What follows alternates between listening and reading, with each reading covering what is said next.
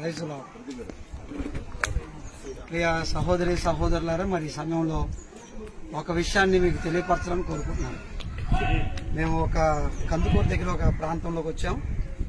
సువార్త పరిచయ నిమిత్తం ప్రార్థన అయ్యి ఇప్పుడు సమయం 1:40 అలాగవుతుంది. పైకి భోజనాలకు రమ్మన్నారు మమ్మల్ని. భోజనానికి వచ్చాం. వచ్చిన ఈ సమయంలో ఒక చెట్టు మా కంటే కనబడింది.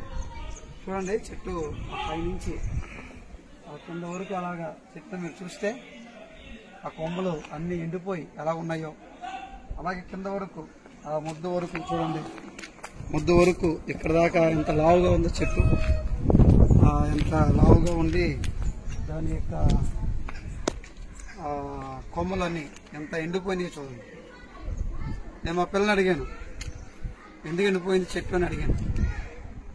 ఏమో సార్ అన్నారు.